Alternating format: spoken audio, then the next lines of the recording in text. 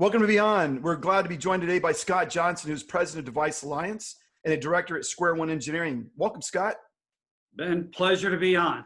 Yeah, man, fired up to have you on the show and share with the audience all the phenomenal stuff you're involved in. So just so we get some sort of concept of who you are as a person, take us back and share where this journey for you got started.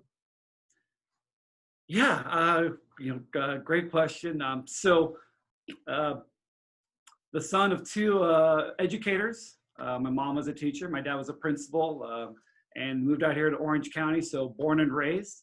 As far as my journey here to the medtech side of things, it's really kind of rather spontaneous. When I finished up my MBA at Chapman, I thought I was going to be going down a financial path, and the keynote speaker at our MBA address was none other than Joe Chiani and Massimo. Oh yeah.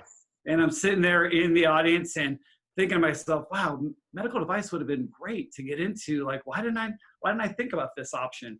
At that point, the seed was planted. As I was working through the finance industry, I kind of kept going back to, I think that would be a lot of fun to get into. Started doing a little studying, got some certifications, and then finally made the big jump. And I went out to a medical device sales college out in Denver, where I spent about 9 months training in the OR, learning orthopedics, reconstructive surgeries, things of that nature, because I just wanted to improve myself clinically and be able to speak with confidence to the hospital environment.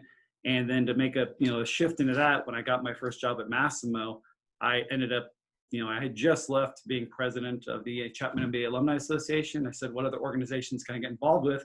I just crashed the Device Alliance meeting.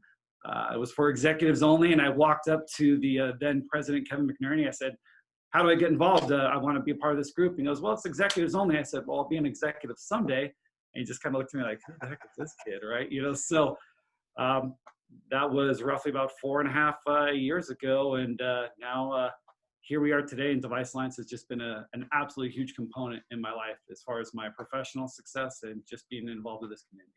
Hey, so Scott, let me go back. I think for parents, the challenge with parents is getting their kids to get a vision, execute on a plan, be passionate about life. And you clearly got this in spades. Big time. You're like on steroids, everything you just talked about. So take us back to some powerful lessons you learned early on and how it shaped your personal and your professional sort of view of the world. Because what you're talking about is a man that's really grasped and taking advantage of and fully trying to develop himself as a person. And that's uncommon. So sort of take us back. Was it parenting? Was it upbringing? But what was it within you that really drives this passion to do a lot of different things and have that boldness to go up to that executive and say, hey, I want to be a part of it? I'm going to have to give my parents a lot of kudos in this. This is a really funny anecdotal story, but it kind of leads into my mindset moving forward. And so my mom and dad, being educators, I have this vivid memory of growing up as a kid. And this is a funny story we laugh about, but I was 10 years old at the time. And I'm sitting there eating my cereal at the dinner, or at the table. And you remember our mom and dad would have newspapers, and these newspapers would be scattered all over the kitchen table. And I'm sitting there trying to watch, Scooby-Doo. And my mom would be like, Scott, what do you think about the Iran-Contra hearings? I'm like 10 years old and just like trying to, I don't know. And so my mom, she would sit there and explain the entire situation to me. And my dad had a different political perspective. He'd explain it to me and they'd say, well, what do you think? And I'm not even thinking about this at the time. I'm just trying to figure out who the mystery was in the Scooby-Doo cartoon, right? But that type of interaction from my parents really made me intellectually curious. It was kind of more of a, when you go into a library and you feel completely overwhelmed by how much you don't know, that's the wrong mindset, right? It should make you excited and thirsty to learn more, right? And so that passion for learning I got from my parents. And I felt that if I didn't take charge of my own destiny, and especially when I looked up to my past mentors like Bruce Conklin at the Chapman MBA program, where when I looked at what they did, at the very end of the day, they had hustle and perseverance. And you don't want to overcomplicate it. Just be intellectually curious, be humble enough to know you can make a mistake, but be allergic to making the same mistake twice. And I think just knowing that and being involved with this community and realizing how much there is to learn out there, it's just kind of a drive within me. It's like, okay, how do I how do I become knowledgeable about that? And then how do I use that to drive my actions forward? And what's the game plan, right? Yeah. Where are you going to be in a year? Where are you going to be in 2 years? And, the old adage is if you're not moving forward, you're moving backwards. So if you're stagnant, then what are you doing with your time? And I think my mom and dad kind of really instilled those values in me, which, I give them credit for that. So.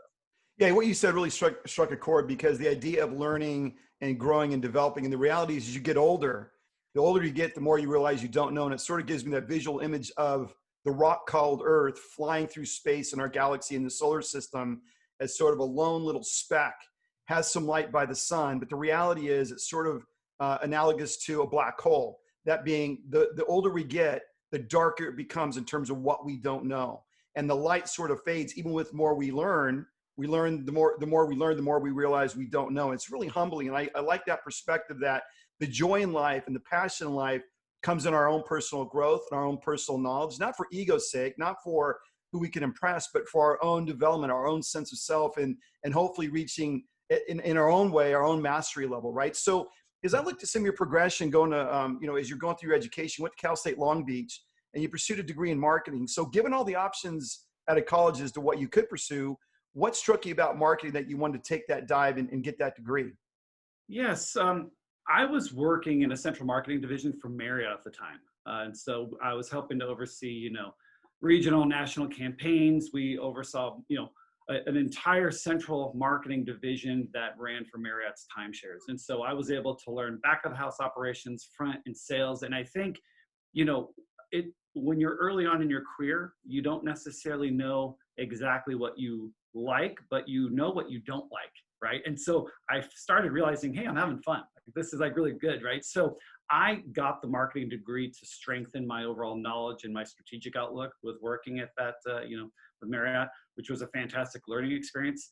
As I got into the marketing aspect and I realized there was more of a sales and business development component to it, then I started realizing, okay, I'm completely passionate about the business front of the house. Like that's where I thrive. When I would go to talk to the accounting people, I had no jealousy whatsoever, I assure you, but, and talk about knowing what you want to do. So when you're at work and the day flies by, it's like, okay, it's a real simple way. Like, okay, this is what I'm doing. And you're enjoying the interaction, but more importantly, you have metrics to which compare your success, and the challenges very, very steep.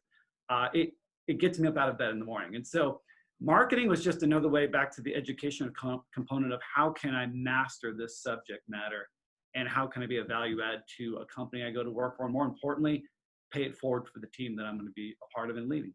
That's awesome, Scott. One of the strategies or strategies, as George Bush once said, that I employed is I started off in sales at Edwards Life Sciences. And my strategy was start off in sales to understand how the animal or the customer thinks, why they buy what they buy, how you can best position, how you best price it, all those dynamics, understand that sort of aspect, and then transition into marketing. Now that I know the animal or the customer, now I understand how to market to that said person. So as I think about your progression, you went from marketing, and then you mentioned you went to medical sales college, which is awesome, in Colorado. And having marketing under your belt and knowing the psychology of your customer is important. Did adding the sales element round out your ability to successfully identify market needs and better position the product, price, position, et cetera, as you move forward in your career? Yeah, I think, when you think of it almost like a soldier who becomes a general, who works up those ranks, right? Understanding the perspective of the people that are on the front line of that battle is absolutely essential, not only just from your own growth knowledge, but by building the respective team members that have said you've been there before and you understand what that's like. And so often, and I'm sure you've experienced this too, people from above that haven't been in roles or tend to give advice where they haven't served in that role. It doesn't necessarily serve as the best beacon of an example to lead by. And so, to your point about getting to the medical device sales college, the medical device sales college was, I kind of laugh when people always talk about this line in their life of straight trajectory of like, you go to school, you go this, and life is this straight line up. Mine was more like a schizophrenic roller coaster, right? So I was thinking, at the time, and I'll briefly digress. I made a choice that went against my fundamental principles. And I got into finance because I lost my job during the first recession. You know, and you kind of have this humbling, you know, come to Jesus moment with yourself and say, okay, well, what do I want to do next? And my friend had told me about the opportunities in finance, and I went in there. And when I went into finance, I was doing great. Life was good. But Ben, I knew what my week looked like. I wasn't excited. I wasn't challenged. And I was like, okay, did you just make a decision because money was the end game versus what you like to do? And that made me fully realize, okay, Scott, you have a life choice. There's a crossroads here. You know where this road goes. You just have to have the strength to do it. So I dropped everything. I left banking and I went out to the medical device sales college. And to get back to your question, as far as the aspect of marketing and sales, the one thing that I really took away from the medical device sales college is the difference between a consultant and the difference between a salesperson. I worked in an atmosphere, so you would, you know, I had a rep who was considered one of the best in his region, and I could see him as a salesperson go into an OR and tell a surgeon how to do his job better. Now, I don't know if people can appreciate how delicate that is to tell a surgeon while a patient is open with a laser pointer, hey doctor, you know, I think you can move that down a little bit and you can end up doing X, Y, and Z. And he's a sales rep and he's telling a hip surgeon how to do his job better. But he had built a relationship with that surgeon of total trust. And so at the very end of the day, he wasn't selling anything. The surgeon needed him and wanted him. And so from his perspective of, you know, marketing himself and selling to himself, I realized the difference between being transactional based and being a value add to someone. And that transaction based is a toxic level that infiltrates business development, which I don't think people are aware of. But the long-term people, the successful people, being the consultant and having that mindset, it will start to market itself. You know, word of mouth, you know, especially in this industry with how people conduct themselves, it's everything. And so the salesmanship side, I almost think of it like, you know, yes, you're in business development, but really you're a consultant because at the very end of the day, you're trying to help a person out first before you ask for something in return. And that mentality, I think, drives its own authentic branding for yourself as a business development person and marketer. That's a great response, Scott. You know, in the next question is a transition. So not only you're a director at Square One, but you're the president of Device Alliance, and talk about giving of yourself to a project that's really a nonprofit. It's not like you're making millions on the side. It's actually of your own free time and energy. And boy, what a mission you guys are on at Device Alliance. So talk to the audience about what is the mission, generally speaking, of Device Alliance? At the very end of the day, Device Alliance strives to be essentially the one-stop shop at the center of the medical device ecosystem. We want to help drive collaboration. We want to drive innovation, career development for medical device professionals here in Southern California. And it's really as simple as that.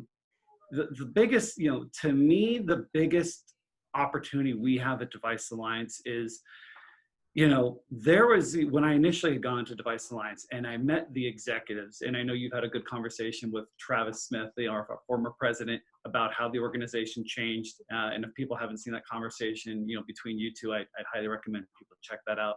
But at the very end of the day, we want to be the organization that helps professional growth outside of academia and outside of the corporate environment.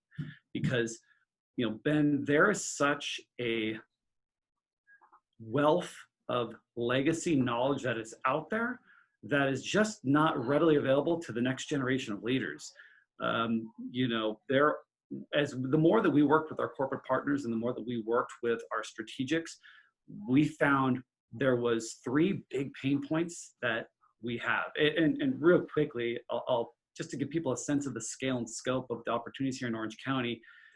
I was at a Irvine Chamber breakfast and we were watching a video, and during the video, they talked about in Orange County, there are 485 medical device and life science corporations here that support 30,000 STEM workers.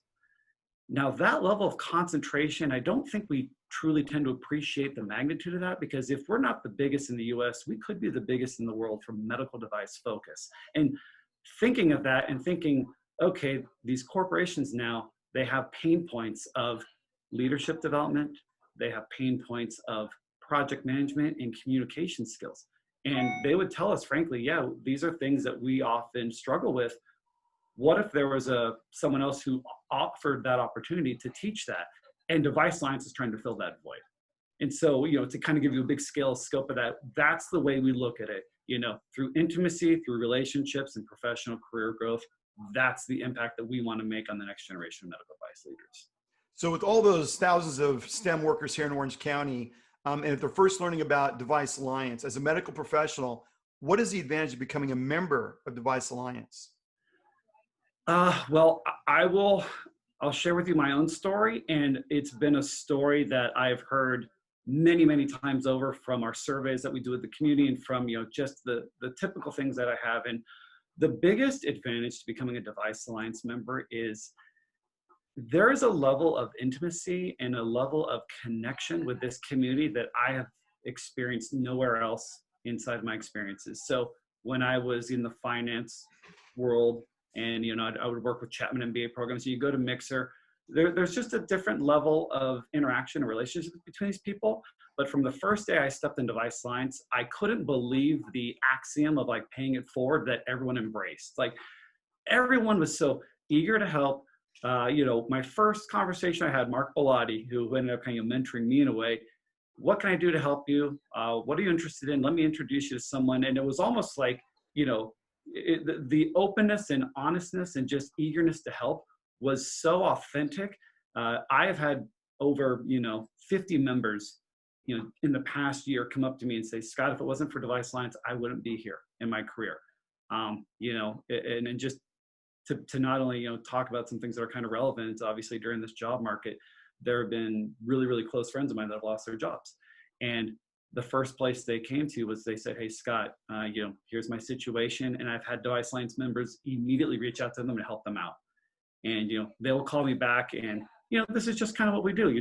We are an extended medtech family, but to them, almost with tears in their eyes, they're just saying, Scott, if it wasn't for what you do, I would be in trouble right now. And that's, you can't really ask for much more than that, right? So, right. Back to your question, it's what you get is a level of authenticity and intimacy of professionals that are really in this at the very end of the day, Ben.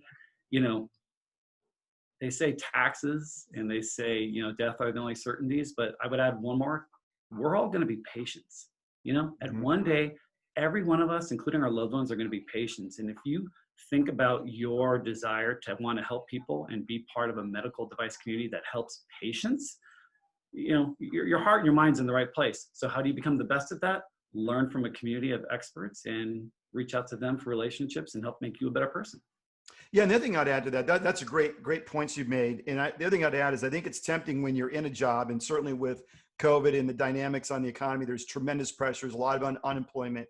And these are kind of weird times for sure. But as we think about our career, if we just get stuck in the silo of the job we're at, and the people that we're influencing and around us are just those people, if something gets disrupted, your job, you lose your job, and not to have a network of people or a group of people you're connected with that know your skill sets, your talents. I always said, if you go and send a resume in, that's a dry piece of paper. It's not a living resume. The only living resume is you when you get in front of that person. And to get to that step is really, really, really hard to do. So the idea of Device Alliance being a master connector and the people in that group can really help and speak into a situation. I would encourage everybody to really think about that, because I've seen people in their careers that really didn't do a good job of networking. And when the floor fell out, they were stuck and they didn't get a job for up to 2 years or more. So it's really important to tap into networking. And this seems to be a lot more focused and intentional, because there's a lot of networking groups out there that don't feel connected, like the relationships aren't real. And it sounds like what you're saying is you really drive the authentic relationship, one of help, one of concern, which is really anathema to business, because business is cutthroat, right? It's business is business and personal is personal, but it sounds like you're able to develop a nice balance so people feel safe and feel like they have a place they can go and hopefully turn their fortunes around. And you bring up a great point. So often or not, you'll see people like new faces at Device Alliance and they'll say, I just lost my job, right? And, what can I do? And of course, we're offered to help them, but the time to network and build those relationships is not when you need it.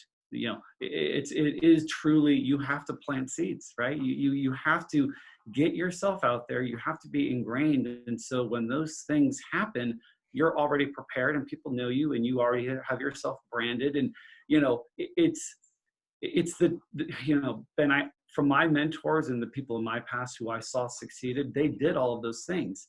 And it's not a secret. You look at the people that you emulate, the people that you want to be, the people that you aspire to be, and you see what they did. Their job did not end at 5 o'clock every day, right? So it's just, what you get is what you put into it is what you're going to get out of it. You don't need to overcomplicate it. And, to the fact with Device Alliance, in the past, we didn't do such a good job of tracking our testimonials of how we impacted the community. And so at one point, I remember we were just having conversations with, who have you helped out? Who have you helped out? And I reached out to like 10 people, and we just had some very casual conversations. And when I looked at it, I was like, so my gosh, we've helped place 35 people in jobs over the past year. And we have helped made strategic connections for entrepreneurs, for consultants and other things of that nature. It just happens, but we're not out there tracking it. So then at the very end of the day, I'm like, we impacted like 80 people's lives over the past year from jobs and career growth. And, I was like, well, shame on us for not tracking that. But then once again, it's so fluid and it just happens so often. It's just, it's just the axiom that we have. Pay it forward, right? And you don't need to overcomplicate it. If you want to be a part of that, come join us, and always be thinking, what can I do to help others? What can I do to put their interests before mine and help out first? And you'd be amazed that will be returned to you in kind, but if you helped 80 people, it's really a ripple effect. It's like a stone in the water, and then the ripples that emanate from that, you're really helping possibly thousands of people from that 80, because they have wives and families, etc. And so I think it's important that you track that metric, because that really speaks volumes to the ethos, the character, and the nature of the organization, that being Device Alliance. Amen. Yeah. Amen. So I was reading about Device Alliance Professionals Academy, which is intriguing to me. What is the purpose of this academy? And do I need to become a member of Device Alliance to take advantage of the curriculum and what it offers? Yeah. So real quickly, the Professionals Academy, back to what I was talking about earlier, and we had several conversations with some of the larger strategic partners we have, even speaking to people in industry, whether it be Edwards, J&J, Medtronic, all the way down to mid-level companies. And their pain points we heard were consistent. Their pain points were, we need additional leadership training for the next generation of leaders. They need project management experience. They need to understand how to communicate not only between silos of business, but generational. And that's an entirely another conversation on itself. And so when we developed the academy, in order to take advantage of the academy, yes, you do have to be a Device Alliance member. The academy, which our president, Travis, had announced 2 years ago at our women's event, we started off with the YPC, which was our Young Professionals Committee. And so that aspect of the academy focuses on specifically the needs of medical device professionals under the age of 30, whether it's networking, resume writing, project management, mentorship, and then specific silos, industries of expertise that we can pair them up with mentors to really, really help them with the specificity of their needs. And then on the other side of the academy, we have a mentor program that we're actually, now given this situation, we're doing a virtual mentor for a little bit more executive level. The podcast, which I also do, is more of an educational platform where you do not have to be a member to enjoy those. Those are out there on social media for everyone to enjoy. And then finally, having strategic partnerships with schools like UCI, the Continuing School of Education, doing other branded programs for education. But yeah, that academy, you do have to be a Device Alliance member to enjoy the totality of the benefits and features. But, just to kind of get people familiar with what we're offering, is the podcast is a good way to kind of see these thought leaders and see how they interact with our community. And they will, very frequently talk about, here's what we need. We're looking for X, Y, Z. And, if people know that they're out there, let us know. And so we take that information. We reach out to our community. We say, would you be interested in having a conversation with this CEO or executive? And so being a DA member is a direct benefit of some of those community needs and communication that happens outside of that. We are given the whole situation here, where our next level will be the entrepreneurship aspect of the academy. Right. And we are in the midst of a lot of good conversations right now for how that looks. The entrepreneurship space is, as you know, very crowded here, but we're working on creating an authentic narrative that is very medtech specific. And so more to be released on that in the next few weeks. Yeah, well said. So, Device Alliance is really all about connecting people, putting on events, supercharging networking and relationship building. How has COVID-19 impacted a key business strategy of yours? And how do you see this dynamic unfolding as America opens back up? Yeah, okay, the $1 million question. It's interesting you say that, because what seems like a lifetime ago, going back to early March with our leadership team when we initially met, not making sure that we weren't tone deaf to the sensitivities out there. Obviously, all of our face-to-face events have been pushed off, and we decided to jump into the social media-based webinar content. But an interesting thing happened, and from my experience, there was such a deluge of online webinar content where it felt like the space was very crowded, but there wasn't a lot of strategy thinking moving forward. Like in the moment, there's kind of like, what's happening now, very kind of fear and the unknown based. And we collectively decided, our leadership team, that we want to be part of the strategy thinking of that going forward. And so it's been, now we've had about 2 months, but now ramping up, we are going to start doing webinar-based content. We are going to start actually, recording our episodes, putting those online for the community to see.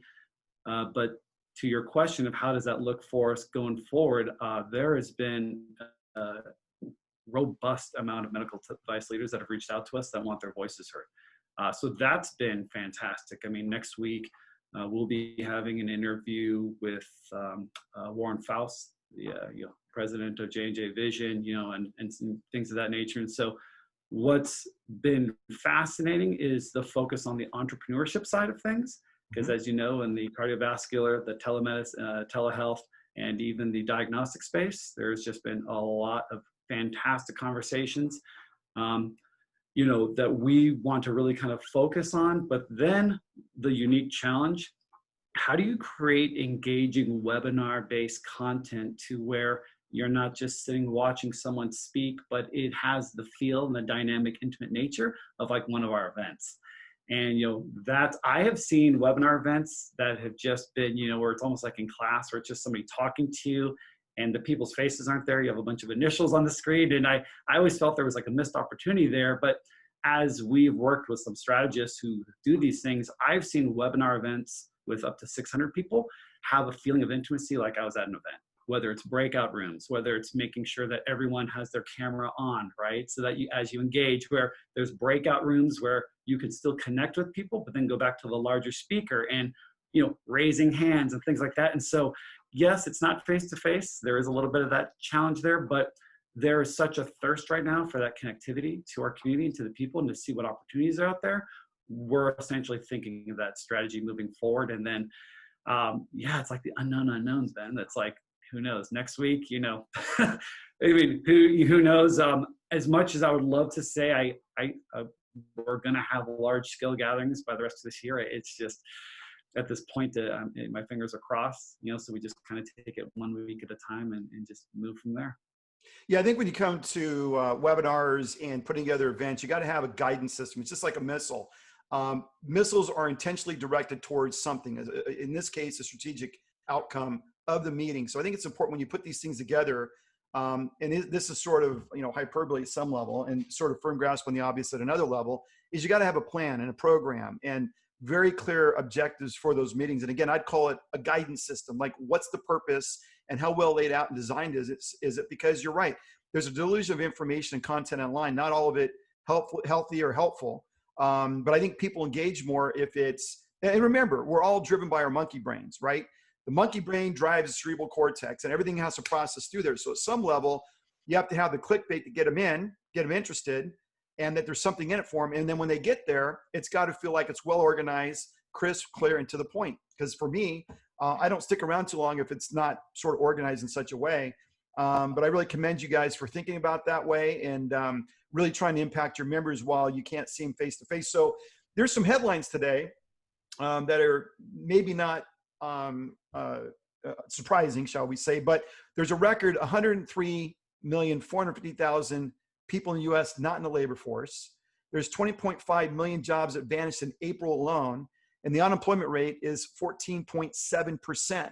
So that being said, what have your members said is the biggest impact of COVID-19 on their professional lives? I mean, I just talked to a guy the other day who's a headhunter, and I'm kind of getting some sense of where the market's shifting. But what's the I guess the psyche and the state of affairs for your membership at this point? Well, it's a great question, and to be honest with you, and I briefly shared with you some of the feedback of some of our members. I think right now the biggest set that I see from the members is there are the medical device community that's kind of on a holding pattern, just kind of seeing what's there. This can be the elective surgeries. This can be many of those people. And then there's the other side of it where they are on the forefront of the innovation and technology that's moving forward. And I kind of mentioned the diagnostics, the telemedicine, and cardiovascular and things of that nature. And so to answer what the mindset is of the overall collective body of members, it's just, right now it's been just very nice because it's just people wanting to stay connected, right? And so they're more like, hey, what's Device Alliance have going on? We know this is going to change, and we are so lucky to be in an industry that's going to be at the forefront of that change. And so it's the unknown unknowns, I think. So it's just kind of staying connected and saying, like, what do you think is going to happen? Where are there opportunities? And Ben, to my earlier point, where I've heard, people thriving right now and people succeeding, other people have not been so lucky. And I mean, I'm blessed, to be in the position that I'm at right now. But those people that have lost opportunities, they have immediately been kind of brought back into the community and saying, hey, listen, we have some things that are going to be ramping up, because regardless of what happens, the medical device community has to be ready for when these elective surgeries come back online, when all these things happen. And so the preparation for this lift is starting. And I've seen it and I've heard it. And so I think there's just kind of a collective sense of, it is what it is. These are factors that are outside of our control. But back to the earlier point of like planting seeds, right? And being ready for when it comes. Every one of them has been absolutely proactive in wanting to understand what's the narrative out there. What can I learn? How can I best position myself? And these people are, we are blessed to have some of, what I would consider some of the smartest people in the industry here. And, they're going to be picked up again real quickly. But it's just right now, it's unfortunately just kind of this waiting game, right? It's just kind of waiting to see what happens. But overall, everyone's been positive. That's awesome. So let me switch gears. How does Device Alliance collaborate with Octane OC or UCI Beal Applied Innovation as you guys all collectively try to drive the OC ecosystem forward? Yeah, so we're very excited that Octane, I believe, but just earlier this week, they've joined us as strategic partners, and so we're working really closely there with their team to see what we can do. Obviously, they have their big MTEF event, coming up in October, and so we're going to be working collectively with them to make sure that we can support their efforts, and vice versa. With UCI Beal Applied Innovation, we had our big event, the War for Talent event, as well as our women's event, which we're pushing back and just seeing how things change. And so right now, as far as the strategic collaboration, it's kind of supporting, once again, more of the webinar-based content, right? Just making sure that people are kept up to date on current, correct information. There's so much out there. I think there's a collective agreement between our organizations, like, what's the strategy forward? Like, what does this look like, and what does our new world look like, and how do you best prepare for this new world, right? And so if this be the way that we interact, fantastic. How do we make that in a way that is authentic, that is meaningful, but most importantly, promotes the next level of business strategy? Where do we go from here? And so we're collectively, exploring those options right now. So yeah, I think I could probably give you a little bit more a better answer for as far as events and things like that. But all I can say is stay tuned, and we'll be sharing that with the community. Well, it's really tough because both these are, except for UCI Beal Applied Innovation, although they're shut down as well. For Octane OC and for Device Alliance, you guys really rely upon in-person meetings to really drive the magic. And right now you're being really challenged with COVID. And, who knows what it looks like in September if there's the second wave, and who knows where it goes. But you guys are really challenged to be creative in that business model and be flexible and somehow figure out a balance between online and in-person sort of content creation and engagement. So, but you guys got some great, collectively great minds, and I'm sure you guys will work through that strategy. Let me transition. What was the motivation for you to take on the role of president of Device Alliance? I mean, in perspective for the audience, it takes tremendous, work to organize, plan, and manage the organization. And meanwhile, you have a job over at Square One Engineering as director. So what was the motivating and the driving force to take on this role that takes a lot of your time? Yeah, but Ben, at the very end of the day, it's about taking charge of your own destiny. And when I'll go back to when I initially joined Device Alliance. So when I went to this first meeting and I walked up to Kevin and said, I'm going to be an executive someday. And he just kind of was like, okay. There was a sense of urgency and a sense that I was kind of, I mean, imagine, if you will, going into a group that is open, honest, and intimate, wanting to help you, and more importantly, wanting to see you succeed.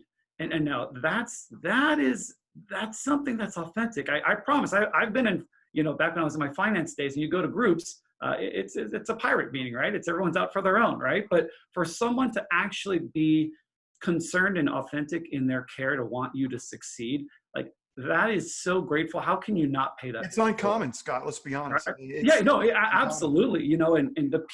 And so much like the relationships that I had being involved in Device Alliance, and I will give kudos to when I initially came in, Travis Smith, when he came into the organization, we kind of ripped the face off of the existing organization of executives only. We made it more inclusive to students, recent grads, professionals, and then entrepreneurs. And it was a big culture shift and a big change. But when that happened, I had the chance to work, Mark Bellotti, Kevin, like all of our leadership team. And when I saw the impact that we were making, some people said, like, oh, then the common question is, oh, how many, you get paid for Device Alliance? It's like, no, we don't, right? But then they're like, oh, but then when you look at that reaction, it's like, well, why would you want to get paid if you're getting paid, it changes the authenticity of the narrative that I have, right? And so when you go to someone, you say, I'll be happy to connect you. Or absolutely, let me just, let me connect you to this person. Oh, you need a regulatory, let me help you out there. And just doing that, not only does it feel good, right? So I guess selfishly, it's like, yeah, it's good. It's really cool to help someone out. But then as time went on and I was there working with the leadership team on the changes, we made mistakes. We made a lot, there was a lot of growing pains for what we did. But from that, you take a level of expertise and a level of experience and say, okay, how can we improve upon this? How can we make this better? And I had worked so closely with the team that, that's the role I wanted. And they always say, if you aren't in a position for working at the position, the role you want to be, that's how you should be acting, right? So if you're a vice president, think like a president, right? And so I was the chair of strategic partnerships and strategic partnerships. And through that interaction with these big companies and seeing how Device Alliance was a value add, and then seeing fantastic events like our women's event, where we had like 400 RSVPs, and working with the YPC and the mentor program, and then working with entrepreneurs in my experience over at Octane, and seeing, even when I first, met you, seeing this ecosystem in Orange County, you start to realize, okay, let me just pause for a moment. We are sitting here in the center of the largest medical device community, corporate and people-wise, if not in the United States, in the world, and we're part of a group where people come to learn and help each other out in that. It's like, why would you not want to be a part of that? Like, why would you not want to be the president, right? And so to have the chance to interact with everyone, and I mean, Ben, like even on the podcast, and by the way, I'll give you a little kudos. I have to thank you a lot. You were our first podcast guest, and so you I was your first guinea pig. Yeah. Oh, well, oh, no, trust me, I was the guinea pig, and I go back and look at that interview. I hope I've improved since then, right? But once again, I'm so humbled by the intellect and the personalities out there and the people that are willing to engage. And this, you mentioned it's uncommon, but it's so odd to actually think it is common here. And even with this, the COVID and all of this stuff here in this environment changing, we reached out to everyone in our community. We just said, hey, how's it going? how are things doing? Like, our great membership chair, Trish, she just reached out and said, how it goes. You wouldn't believe the responses from people. Doing great. Things are fantastic. Does anyone need help out there? Let me know. To other people saying, it's tough. I lost my job last week. And they didn't want to ask, but we said, well, what can we do to help? Let's connect you. They're hiring. And then the person gets a job. They get back to us.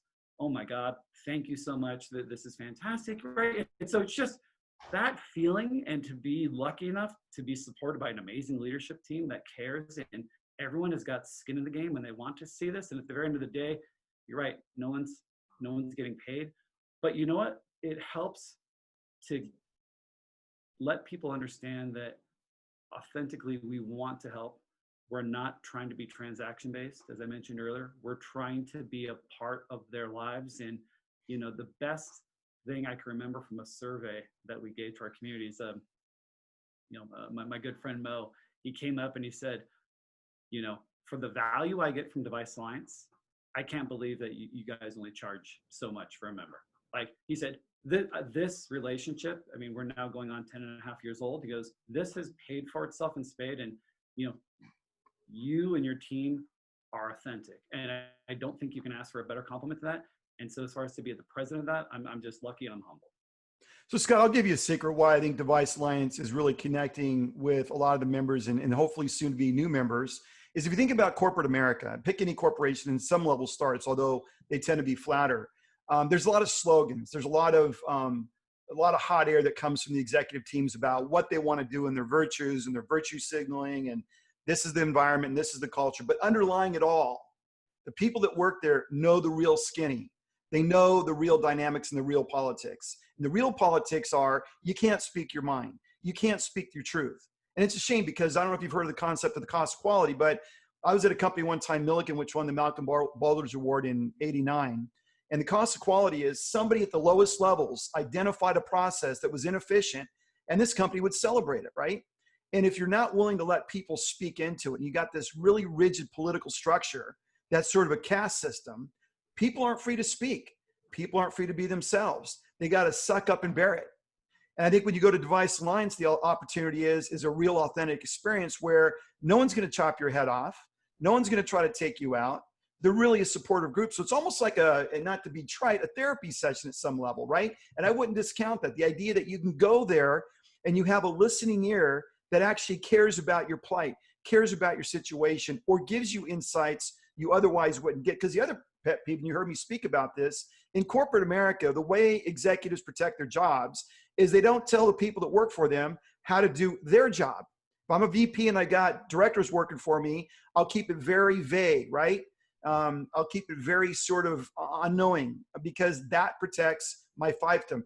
That protects my job, because God forbid if somebody looks like an all-star ahead of me, because if the CEO sees it, maybe he gets promoted. So I think there's all these dynamics that tend to go on. And the idea with Device Alliance truly being a place to connect and sort of let your hair down in a professional way, I think can't be understated, because I think that to me is a connective tissue. When I went to Octane OSC and I went through the Launchpad, at first I'm getting to know everybody, but when I walked away from that experience, what I realized is heck, these people really care. And they're actually great people that have insane amount of experience from their careers, right? They're paying it back, paying it forward.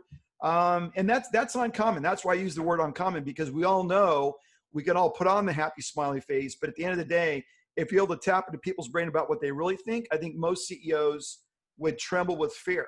Like, not because they're threatened, but wow, because the culture I'm trying to project, people know what it really is. That's all I'm saying. You bring up a great point. I used to do coaching, with Gallup, and that was kind of the flavor back in the mid 2000s of like associate engagement, right? And actually making sure that you had an actively engaged workforce, not an engaged, not a disengaged, but actively engaged. The old 20-80 principle, right? Where 20% of the people do 80% of the work. And I'm so glad you brought it up, because my mentor at the time, my boss, he mentioned something to me that I hadn't heard before. And he said, I should be training you every day to take over my job.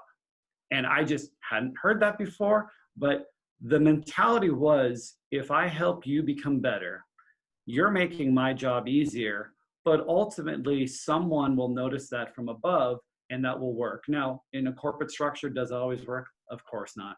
And there is an element of like watching out for your own and things of that nature. But in these times, and I don't mean the COVID situation, I mean, and here we are in 2020, it's amazing to me, and now having worked in businesses that are not transparent, and they tend to have a mission vision statement, but as soon as you close the door, it's just a fluffy thing on the wall. People don't adhere to it.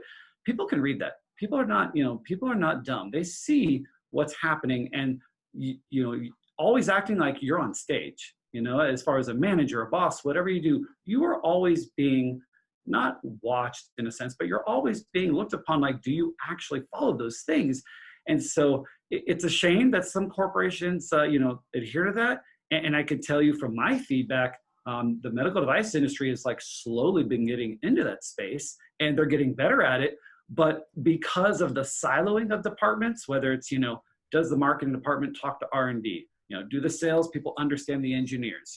Does the finance people, it just, the corporations that we would even speak to, they say, yeah, we're even struggling with making sure that everyone understands everyone else's job, right? Because it creates a continuity that the business can then survive when it comes on tough times and strategy. Because shame on me if I'm a salesperson and I don't understand the thoughts behind marketing, and then I don't understand the white papers published by our clinical team, because this is the point they want to make. And why would you silo those when they all need to work together cohesively? And so the organizations that don't follow that type of transparency, my own bias aside, I think people are keen to that. And ultimately, at the end of the day, what do they say? Culture eats strategy for breakfast, right? So. Yeah, absolutely. And you bring up, and it sort of brings 2 points to mind that, when you think about what is a great leader, and I was talking to this guy one time, and he was stunned that the people that worked for him didn't give him a firewall evaluation, meaning a 10 out of 10, right? And they said, in essence, not approachable. And the reason being is everybody wants to put their plastic 8.5 by 10 glossies on the stage. Why? Because we know in corporate cultures, there's limited positions for the top spot or the close to the top spots, right? So everybody's going to put on their veneers and their, and their best impression forwards, but they also lead that way. And I remember talking to this person, I said that the key to leadership is being authentic. The people that are following you need to know that you have the same issues and struggles and challenges they have, that your life isn't perfect, because nobody's life is perfect. And no executive is devoid of challenges with their family or their kids or the wife. And I said, the more you become authentic and let them see the real person behind what they view as the position, the vice president or the office, the more you're going to have people following your leadership. Otherwise, if you look behind, you say, who's leading me? And nobody's following you. It's just a long walk, right? And I think a lot of people look at it that way. And then the idea that, we sort of cross-pollinate the different departments, I think every manager and every organization should have in mind, people working for me, my number one goal is to train, educate, promote that individual, get them the competencies they need, not only for the job they're doing, but for the future of the organization. That to me is quality leadership, and it should be done. And I think it's not that companies aren't doing it, because I think they are at some level, but it gets so mixed up in the politics and the positioning as people are trying to get to the next level. It can really get lost, lost in the shuffle, if you will. And I'll hear a real quick anecdotal story. So when Gallup was involved in our, central marketing division, we would give a test, and it was called the AES, the Associate Engagement Survey, and it's done anonymously. And there's 10 questions, and I'm sure many people are familiar with these, but do you have the tools to do your job? Does your boss care about you as a person? Is your boss interested in your success? Does he give you a plan? These things. And when I initially got in, as a young manager, I'm thinking, hey, I got it all in control, this and this, and we got the results back, and I got destroyed. It's just horrible results. And then you have this moment where you have to sit with your team and say, all right, let's just openly talk about this. What's going on? And boy, do they let me have it, right?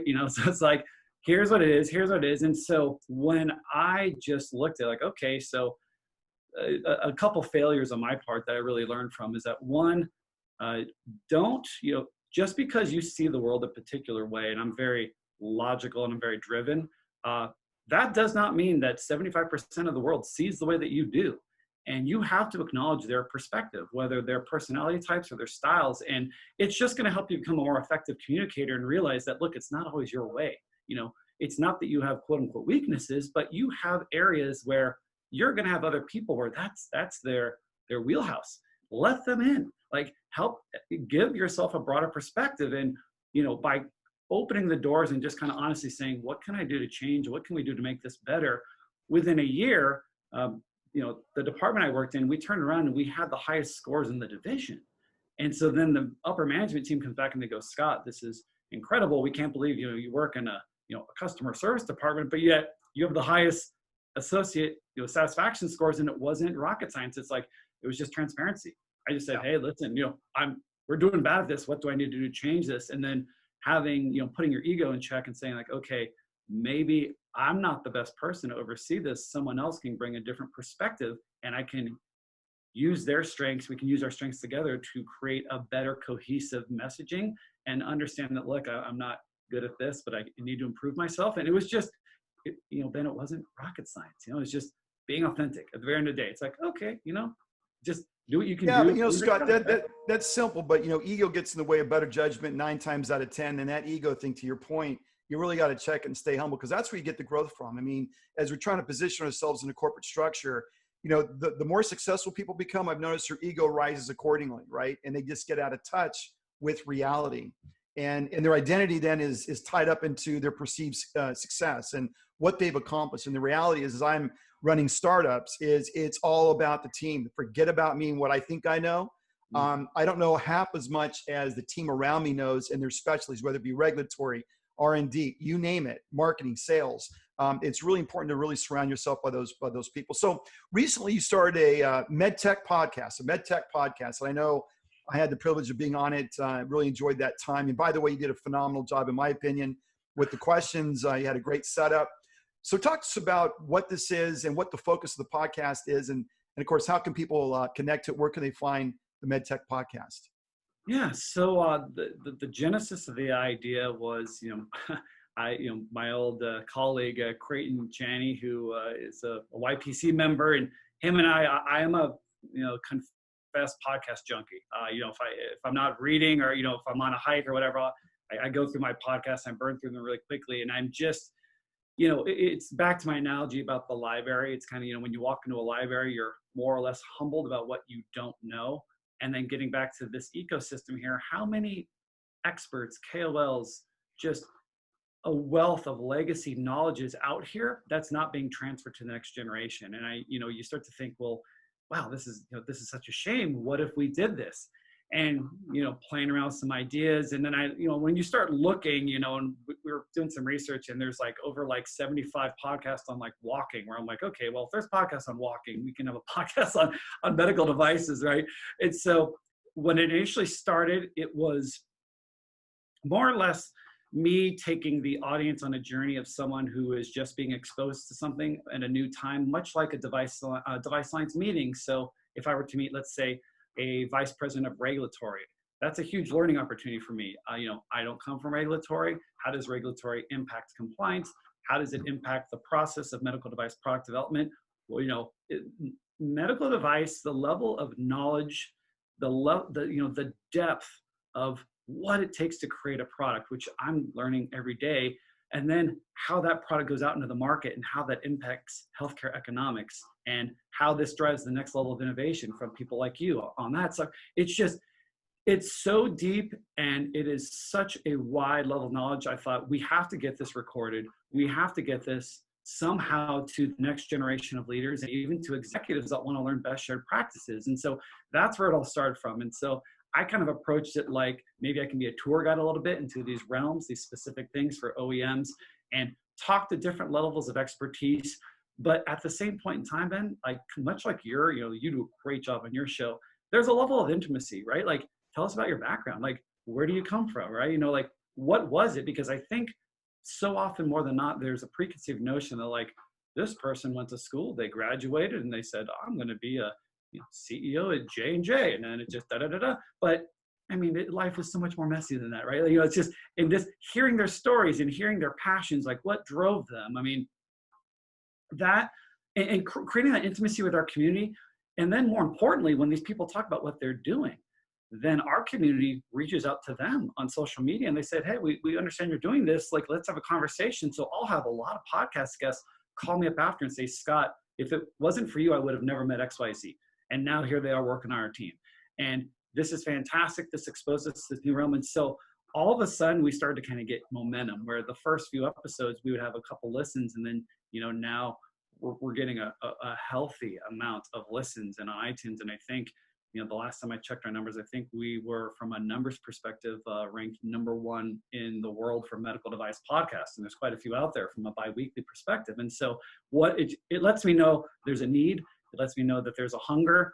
And as I am certainly a work in progress, as I improve my interview style, it is more just this transfer of legacy knowledge to the next generation, and then creating that intimacy with these people as they interact with our community. Right. And that's essentially, the genesis of the idea.